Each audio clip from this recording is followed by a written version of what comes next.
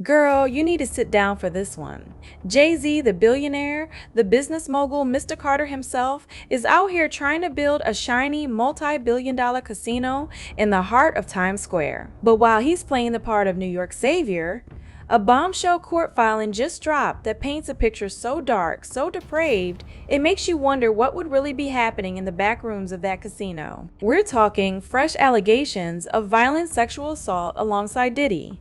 And honey, the receipts are so graphic, the internet has officially gone into meltdown. So, let's get right into the evidence, because this is not a rumor. This is a legal declaration filed in federal court. A man named Dr. Joseph Manzaro has come forward under penalty of perjury, which means he could go to jail if he's lying. And sis, the story he tells is the stuff of nightmares. He claims that back on April 3rd, 2015, at one of Diddy's infamous freak-off parties, he was being violently assaulted by Sean Combs and Jay-Z. And I'm going to quote this directly from the filing because you need to hear the horror. He alleges they used a black rubber fist to violently assault me. I am beyond shook. But hold up, it gets even more twisted.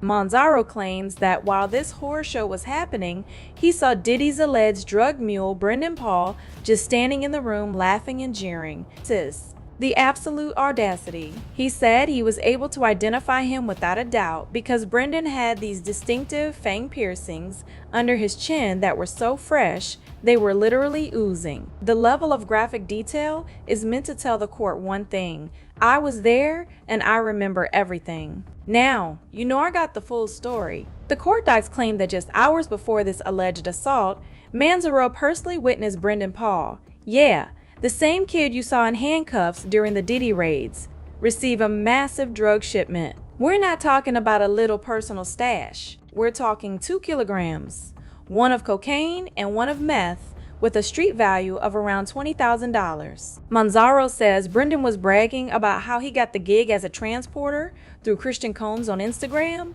and that he had a whole James Bond setup to evade the cops. He described riding a high-performance motorcycle from Ohio at speeds up to 200 miles per hour, using thermal blankets to hide his heat signature from police helicopters, and having pre-planned escape routes into ravines and woods. The sickest part: Brendan allegedly told him with his chest, I sell meth to the kids at school. But here's the part that has everyone screaming. The timeline. This all supposedly went down in 2015. Do you know how old Brendan Paul was then? He was a sophomore in high school, 16 years old. So let me get this straight. We're supposed to believe a 16-year-old was running a multi-state drug cartel for the Combs family on a superbike. Who bought the bike? Who taught a teenager these advanced police evasion tactics? So either this is a complete fabrication designed to make Diddy and his crew look like victims of clout-chasing liars, or it's the horrifying truth, which means they are grooming and recruiting criminals straight out of high school. I honestly don't know which is worse. Now, even if you think the Manzaro story is too wild, you cannot ignore the pattern of behavior. It's documented. Remember the disabled woman who accused Jay-Z of assault.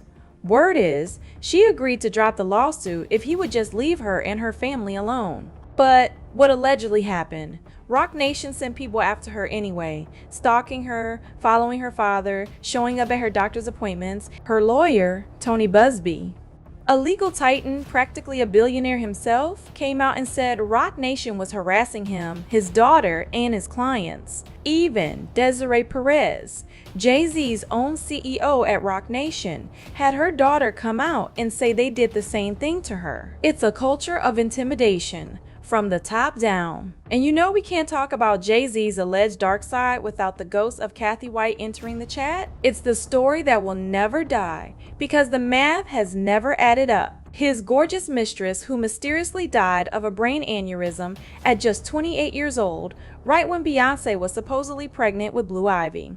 The streets have always whispered that Blue is really Kathy's child and that Beyonce's pregnancy was the biggest PR stunt in history. I mean, the video doesn't lie. We all saw her sit down for that interview and her baby bump folded like a deflated beach ball. Beyonce couldn't get pregnant. Not naturally, not normally. What I do know is this. When Beyonce got on that stage with that fake baby bump, Oh yeah. It was lined up with the same timing of where Kathy White would have been in her second trimester. And when we all watched her get on TV with that fake pregnancy belly that folded over, Yep. she sat down. The timeline of when she delivered Blue Ivy lines up almost perfect with the timeline of when Kathy White would have delivered. And now, you have Beyonce releasing a song called Daughter, with lyrics like, your body laid out on these filthy floors, your bloodstains on my custom couture, I ripped your dress and you're all black and blue. Is she confessing in a cowboy hat? Girl, the nerve. Claudia Jordan is out here trying to do damage control, saying Kathy had a boyfriend named Malcolm, but sis, where is he? He's a ghost. People are saying Claudia's tune has changed because either the check from the Carters cleared or the threat landed. So let's bring it all back to today. While Jay-Z is allegedly leaving this trail of terror in his wake, he wants us to see him as a philanthropist. He's promising to invest $15 million into the community if he gets his casino license. But is that a peace offering or is that hush money? He's telling magazines the casino will be an extension of culture. The question is, what culture, Jay? The culture described in these court filings. The internet is already putting it all together. One tweet read, hold on. I know, I ain't just read that Jay-Z and Diddy sexually assaulted a man with a black rubber fist. Sick dudes. And another one connected the dots perfectly. When his buddy Diddy is out free again, a casino seems like the perfect setting for them both to continue sexually assaulting people. So y'all let me know what you think. With these sickening allegations piling up, should this man be handed the keys to a kingdom in Times Square? Because if Jay-Z pulls this off, sis, it won't just be a casino. It'll be an empire of sin hiding in plain sight.